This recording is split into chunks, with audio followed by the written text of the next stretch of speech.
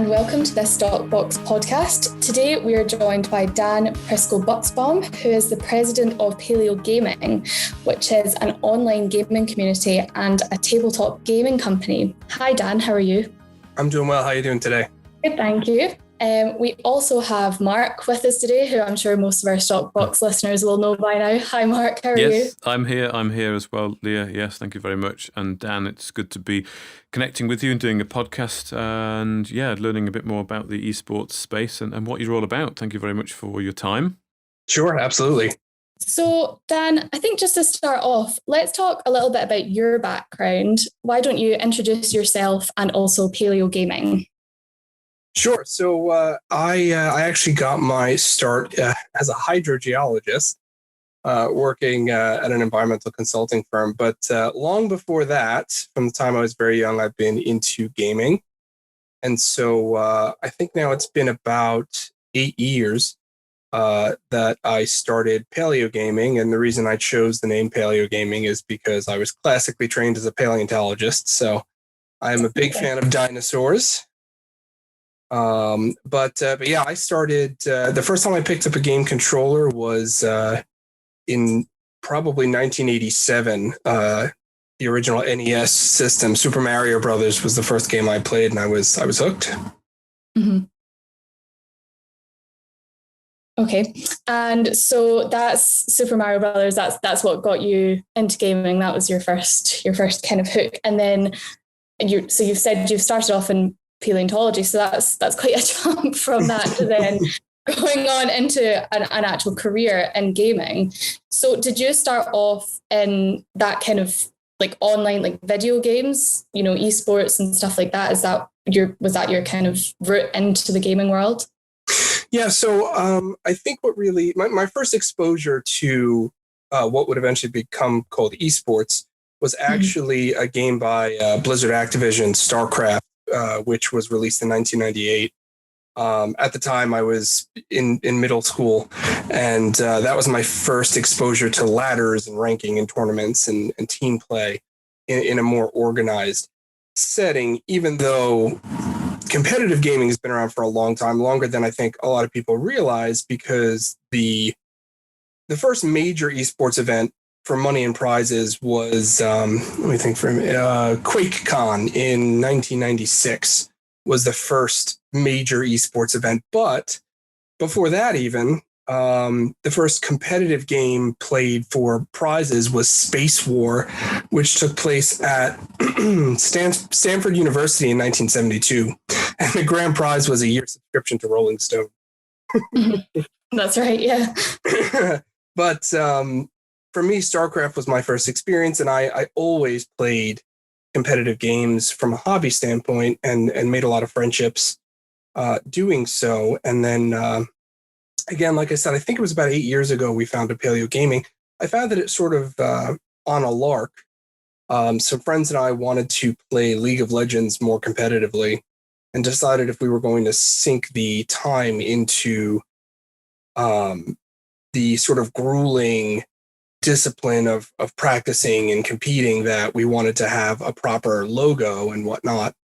And as I realized we were going to have to invest a little money, I decided, well, I may as well make this a tax write-off. So I incorporated the company, thinking originally it was just going to be more of a hobby for us. And it sort of snowballed. And before I knew it, we had people reaching out to me asking if they could play for our teams. And we started adding additional logos for different teams, and I started sending people around the country to compete in tournaments, and it started to sort of grow on its own, under its own momentum. Mm-hmm. Okay, so you started as a player then, and then you kind of rose up and had your teams, and turned into a bit more of a kind of manager in that sense then. Yeah. Yeah, and do you still have teams at the moment? Right now we're between teams, but even as recently as this past year, we had competitive teams that were playing under the Paleo Gaming umbrella. Okay, cool. And can you tell us a little bit more about the esports sector then? Obviously, you seem to have quite a history in that sector.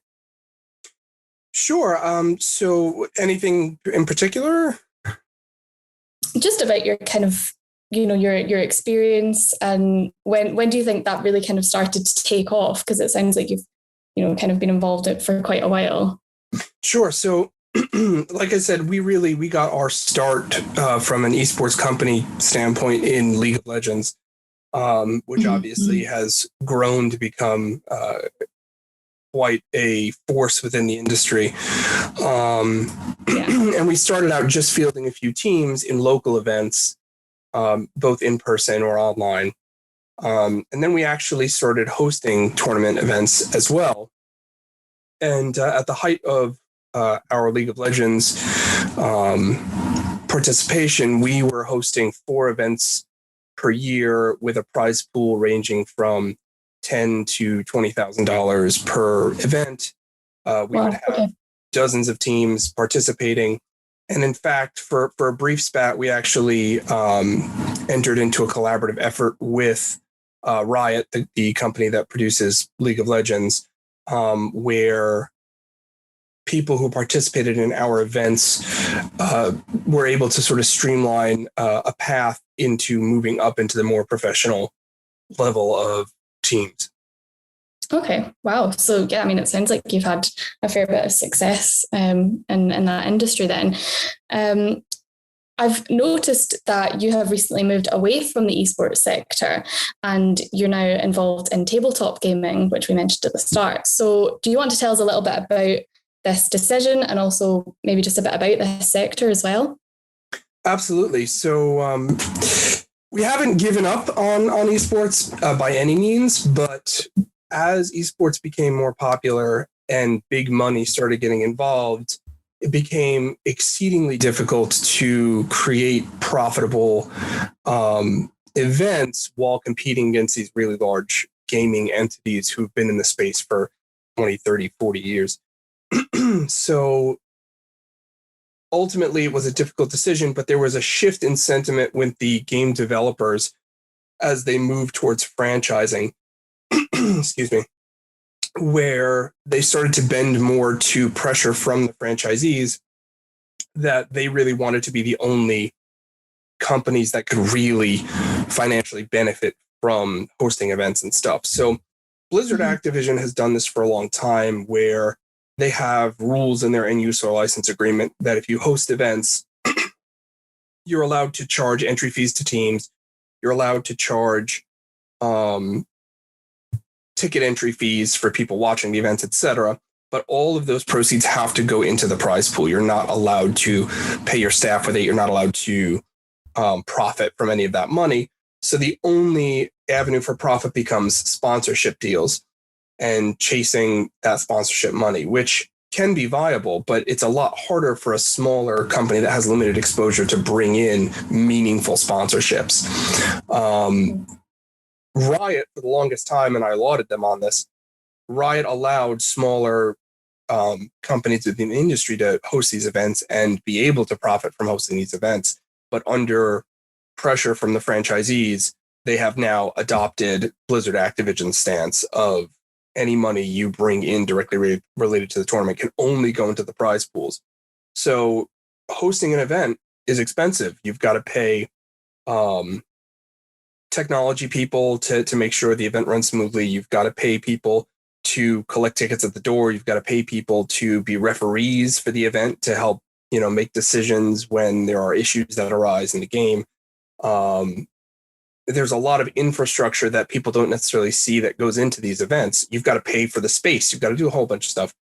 And you now can't use any of that money from team registration to pay for that, which means you're now only paying for that with what little sponsorships the smaller companies can get, which means there's no profit for the company. If there's no profit for the company, ultimately this is a business at the end of the day. Why would you host events? Mm-hmm. Yeah.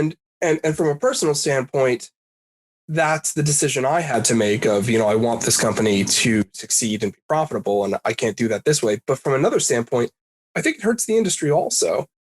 The feedback I've gotten from people at Riot when we were working on our collaboration was that they really enjoyed bringing new professional players in from this semi-professional scene because it was a microcosm of how the industry operated. The players had to learn how to navigate contracts. They had to learn how to navigate being part of a team that maybe they have conflicting, personalities, and they have to learn to work like professionals around that. A lot of these kids were young kids. You're talking about people between the ages of 16 and 18 who had never really been in a situation like that have to learn how to answer to coaches and deal with team managers and the travel and trying to balance going to school and also playing.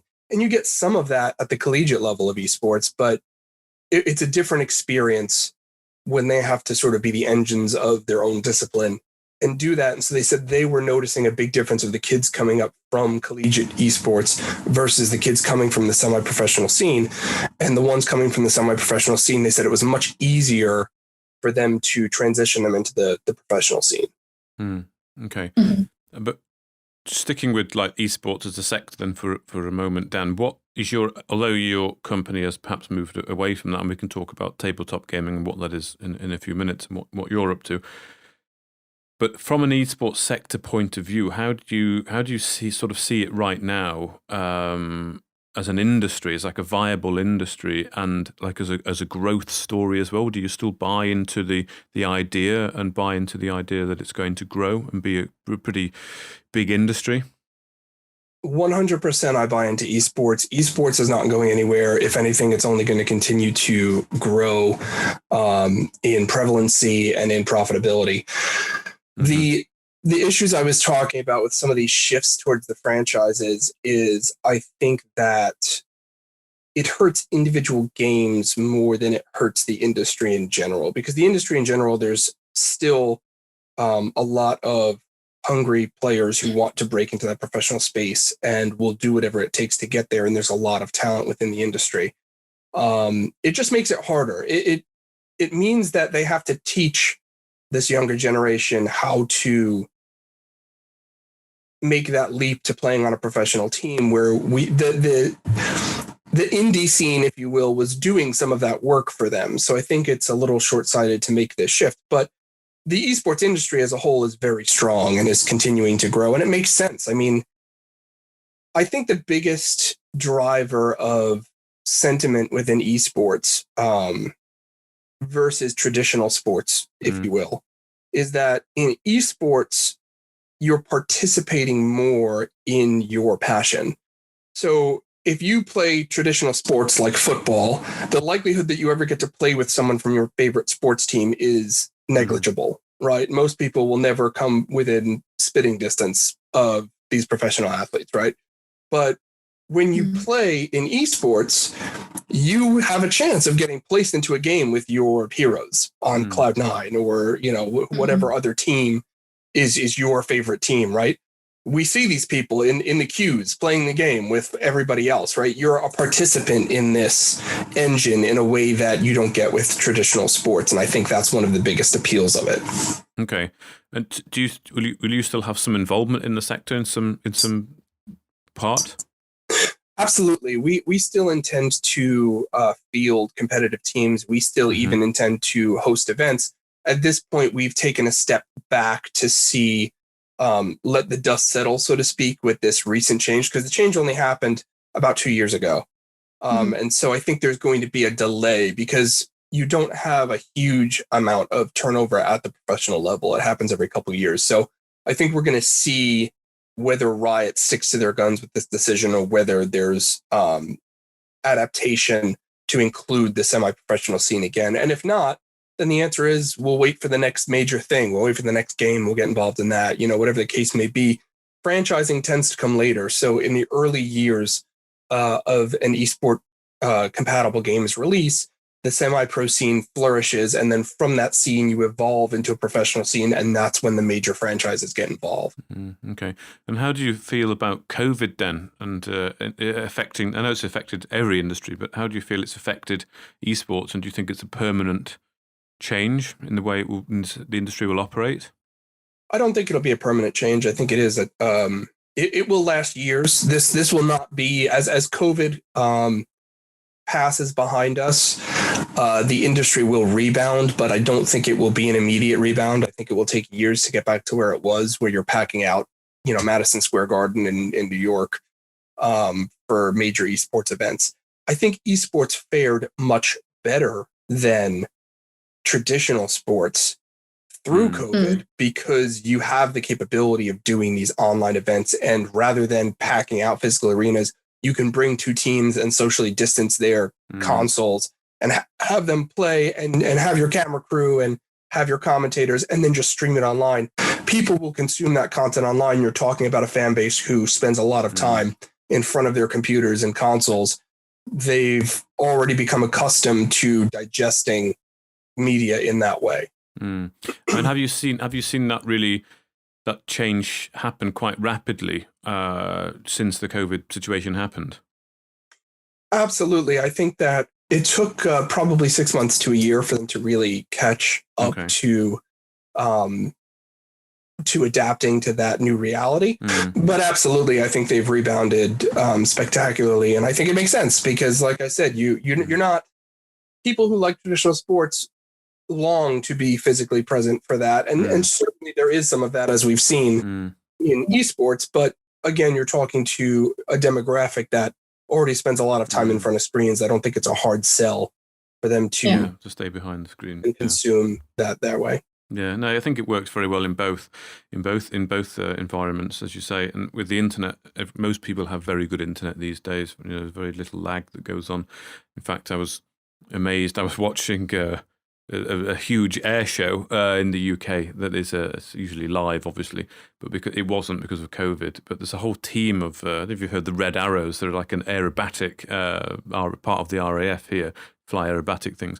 And it's a virtual Red Arrows team. And unbelievably, these people are all over the world and they train every day online with Microsoft Flight Simulator.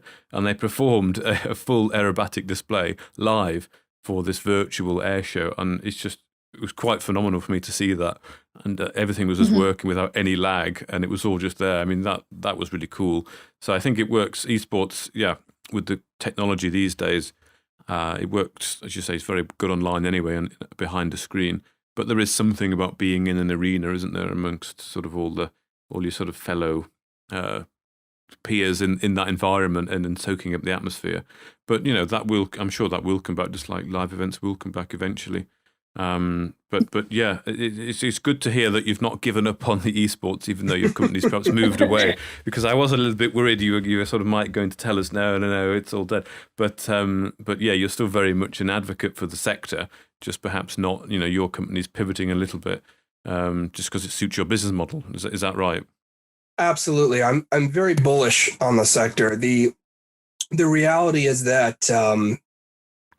As an indie company, if you will, as a small up and coming company, I just lack the power to fight up that weight class with the larger professional gaming companies. I mean, the biggest thing, forgetting esports aside, when forming a new company, you need to build a strong foundation, and you either do that through capital that you bring in to invest early on, or you do that by having a really strong product. Or you do that by, owning property, whether real or intellectual. And the big problem with smaller esports companies is you often lack any solid foundation. Maybe you've got a couple talented players that you start with, or maybe you just have, for whatever reason, an inherent fan base that's willing to watch you. But that only lasts while you have that momentum. And when something like a change in the end user license agreement comes along that restricts your ability to profit off of that tiny piece of foundation you have, it forces you to adapt and go back to the drawing board. And as we talk about the tabletop industry, that's one of the reasons why I've chosen to go in that direction, is because when we were running events, our only strength was in being able to profit off bringing people into the events. And we were doing that fairly successfully at our size. But the second our ability to do that was restricted, we didn't have that strong foundation. So by moving into the tabletop space and producing a physical product that we will own the intellectual property to, it gives the company an inherent value that it didn't have before, because prior to that, we were essentially building a house of air, and we didn't have the strong foundation that could survive those changes. Mm-hmm. Okay, and so you've mentioned the tabletop gaming. So let's delve into that a little bit. Do you want to just kind of explain that sector for our listeners who may not have heard of this before? Sure. So tabletop gaming can mean a number of different things, whether it's collectible trading card games or board games, or in our case, tabletop role-playing games. So the most famous one that everyone knows about was the first real tabletop role-playing game, which of course, Dungeons & Dragons, which again has been around for a very long time. And I actually cut my teeth on the first edition of Dungeons & Dragons, which I had inherited from a family member. I was 12 years old when I became a dungeon master for the first time and ran my first game. And I've been playing tabletop games with various groups of friends for over 20 years. And in the process of doing that, many dungeon masters or DMs, as they're called, tend to homebrew their own settings, world, stories, whatever the case may be, just by virtue of telling your own collaborative stories over and over again for long periods of time. And that's fairly normal. Where you become a little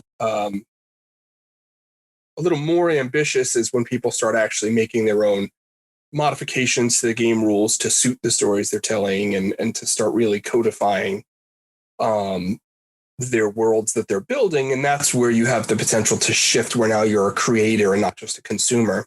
And I had certainly done that, but I've been accused of sometimes missing things right in front of my nose. And so my friends for years had been saying, well, why don't you publish? Why don't you publish? I was like, I can't do that. I can't do that. And then at one point, forced to sort of reconsider where Paleo Gaming's direction was going, I said, well, I already have an incorporated company that has a bit of a built-in fan base that, while not everyone who plays video games is into tabletop games, there is certainly overlap in that consumer base. So I started doing some research, and just as I had to teach myself everything about the esports industry, I had to teach myself everything about the tabletop industry. And so I put in the work a little bit, and then said, you know what, I think I can do this. I've already got a lot of this work done just by virtue of, again, my hobby over the years. I just need to make it a little more disciplined and actually put pen to paper, so to speak, and start writing this. But the book is in me, right? I already have all this stuff done. I just have to get it out in a way that's polished, and get some art made and whatnot. And so we've been doing that, and we actually will be doing a crowdfunding round this summer for the game to finally get it, that the last bit of funding we need to get it published and out to the public. Okay, cool. That's exciting then. So it sounds like you've got lots going on. So in terms of the industry, obviously we've spoken about esports and how the growth of that has, been unbelievable. Do you think that tabletop gaming has that same potential to really kind of take off? I think that we are in a second renaissance of sorts with tabletop gaming, and I do attribute a lot of that to Dungeons & Dragons with their release of 5th edition, which is a friendlier edition. It's been largely simplified in a way that makes it easier to consume for people who have never played tabletop games before. And with that, you see the generation that sort of grew up with tabletop gaming. You now are seeing more inclusion in popular media. So, for example, Stranger Things, the Netflix show, showed the kids playing Dungeons & Dragons. That got it into the public consciousness again.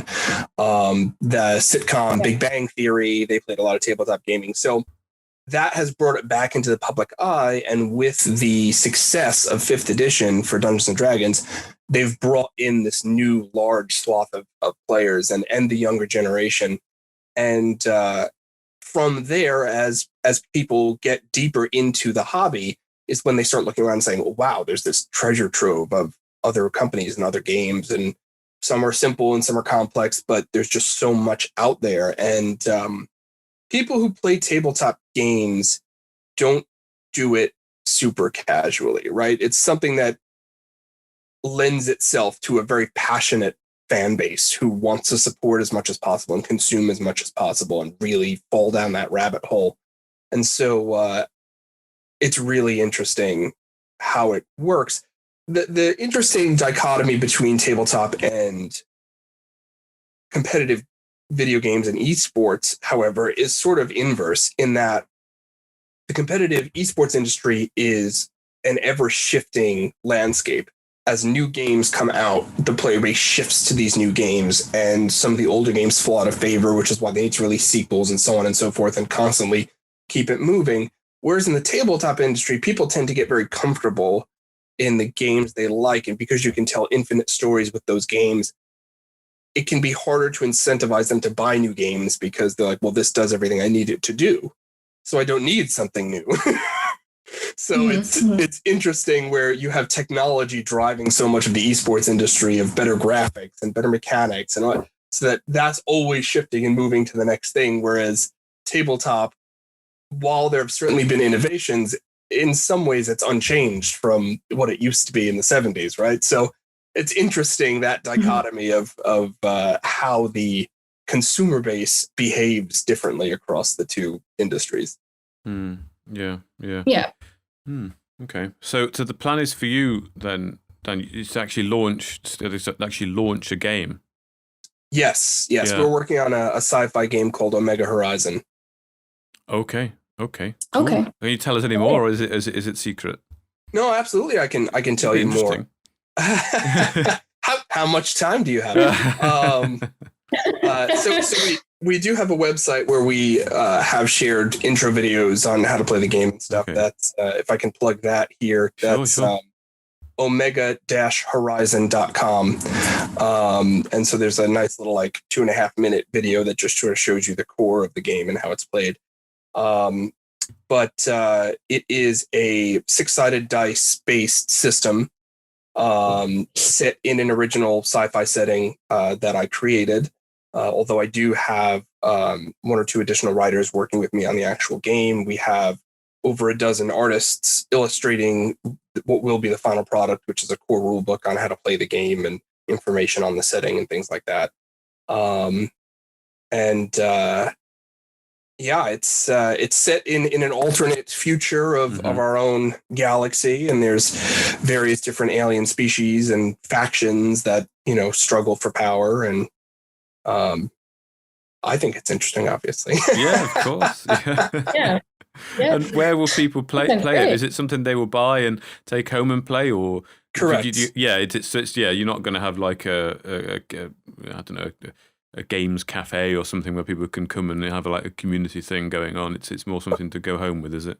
Sure. I mean, who knows? Down the road, maybe we'll set up game cafes. I love that. But generally, tabletop gaming, part of the allure of that is it's something you do with your closest friends around the comfort of your own, dining room table. Okay. But as COVID has impacted this industry like any other, it's shown us that there is a strong capability of remote games. And there's a number of programs which are referred to as VTTs, virtual tabletops, where people can roll dice through this software and can lay out maps so people know where they are relative to, enemies they're fighting, or whatever the case may be. And so that is a relatively, it's been around for a little while, but that's something that's really exploded over the course of the pandemic and has opened up the options people have for how they play, and also introducing people to new players maybe they wouldn't have met otherwise, and getting involved in games they wouldn't have had the pleasure of getting involved with. Okay. So your website, I noticed, mentions community quite a bit, and obviously you've just kind of made a point about people sitting around a table with their loved ones and playing a game. So how important do you think that kind of sense of community and the social aspect is in the gaming space?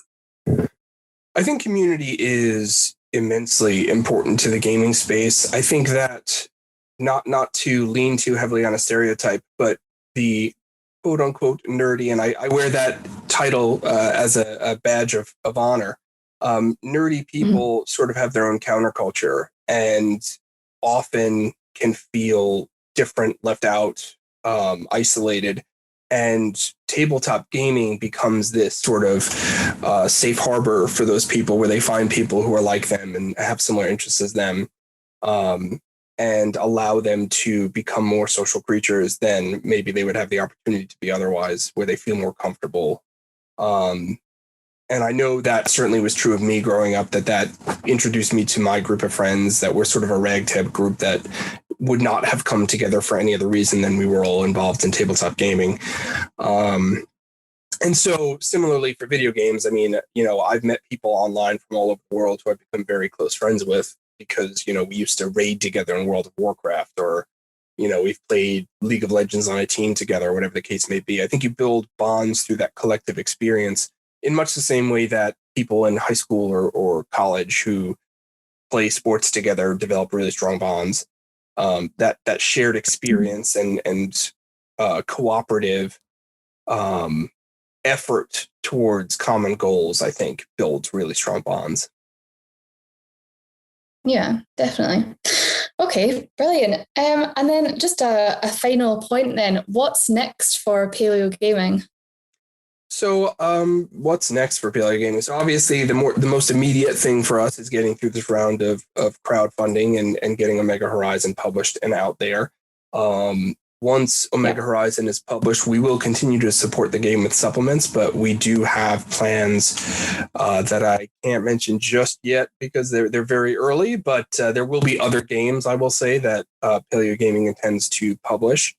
And we're also exploring options for potentially straddling the video and or mobile game development side of things as well. We're looking to become an all-around game developer company, not just tabletop, not anything else, but sort of all of it together.